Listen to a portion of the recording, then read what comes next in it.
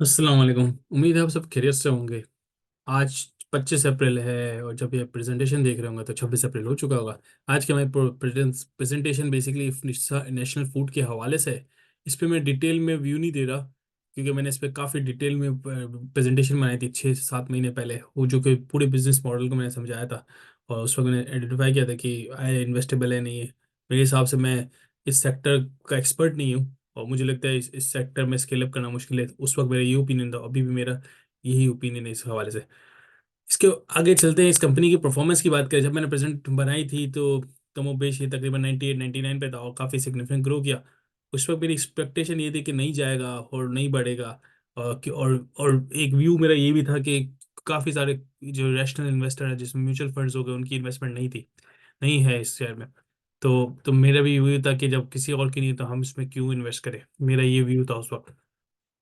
Just a a, few years ago. फिर इसके बाद अगर बात करें करंट प्राइस की 161 पे, इसके हवाले से अगर इसकी परफॉर्मेंस की बात करें, सिक्स डिविडेंड के हवाले से कोई डिविडेंड नहीं देता। ये कमाता डिविडेंड नहीं देता है। डिविडेंड जो सॉरी डिविडेंड बहुत थोड़ा देता है। उतना थोड़ा देता है कि इसकी अगर 150 रुपये की शेयर की वैल्यू है तो 3 रुपये डिविडेंड की कोई वक़्त नहीं है। एक चीज़ तो डिविडेंड वाले शेयर नहीं, कैपिटल एप्रिसिएशन वाला शेयर है। लॉन्ग टर्म के लिए मैं इसको प्रेफर नहीं करता, लेकिन अगर किसी को इसमें इंटरेस्ट है तो इन्वेस्ट करें। लेकिन मेरी इसमें मेरी प्रेफरेंस नहीं है। दो तीन वजह ये है कि इस ये कंपनी बेसिकली बाहर से कमाती है, दुबई और शारजा। और मैंने काफ़ी डिटेल में बताया, प्रेजेंटेशन की लिंक डाल दूंगा, आप देख लेंगे, देख लेना। I was a six. तो इसके हवाले से ये कि इसका लिंक डाल देता हूँ, आप लिंक देख लेना। लेकिन ये कि इसके काफ़ी सारी 3 या 4 ब्रांचेस है सऊदी में, दुबई में, यूएस में, यूके में। तो वहाँ से इसका अच्छा खासा प्रोडक्ट सेल होती है और वहाँ से आता है। मैं समझता हूँ दुनिया भर में जो सेल कर रहा है उसको स्केल अप करना थोड़ा सा मुश्किल है। जब स्केल अप करना मुश्किल है मतलब ये कि इसको बढ़ाना उस बिजनेस को थोड़ा मुश्किल है, कि बाहर के मुल्कों में इस तरह के मसालों को प्रेफर नहीं किया जाता क्योंकि ये हेल्थ के लिए और सेहत के लिए अच्छे नहीं होते। तो जब ये अच्छे नहीं होते तो इसी वजह से इसको स्केल अप करना मेरे हिसाब से मुश्किल है। जब मुश्किल है तो फिर मेरे आई डोंट थिंक कि इसको फिर आप इन्वेस्ट किया जाए, एक चीज़। दूसरी चीज़, पाकिस्तान में इसकी मार्केट अच्छी है और मज़ीद अच्छी हो भी सकती है। और क्योंकि प्राइसिंग पॉपुलेशन है, पॉपुलेशन बढ़ रही तो बढ़ता जाएगा।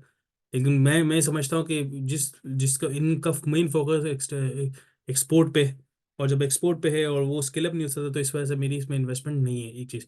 दूसरी चीज़, काफ़ी सारे रैशनल इन्वेस्टर्स की बात करूँ तो किसी की भी इसमें इन्वेस्टमेंट किसी नहीं, कुछ एक दो फंड्स की है, लेकिन इसके अलावा मेजोरिटी ऑफ द फंड्स और म्यूचुअल फंड्स की, बैंक्स की, इंश्योरेंस कंपनीज की नहीं है इसमें।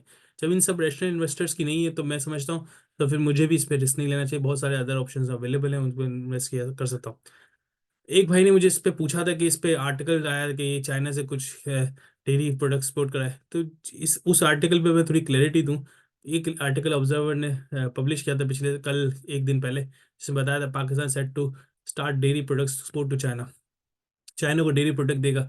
उस आर्टिकल में एक रेफरेंस दिया हुआ है इनका, अबरार हुसैन जो सीईओ है नेशनल फूड का, इसके हवाले से है कि ये इन्होंने एक प्रोजेक्ट लॉन्च किया था अगस्त 23 पे।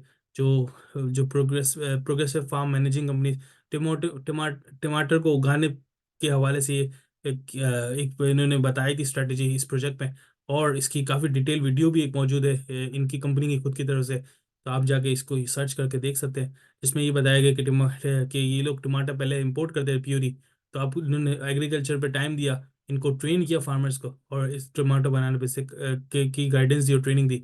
इस हिसाब से ये इंटरनली मजीद ज़्यादा टमाटर प्रोड्यूस कर रहे हैं एज़ कम्पेयर टू पहले।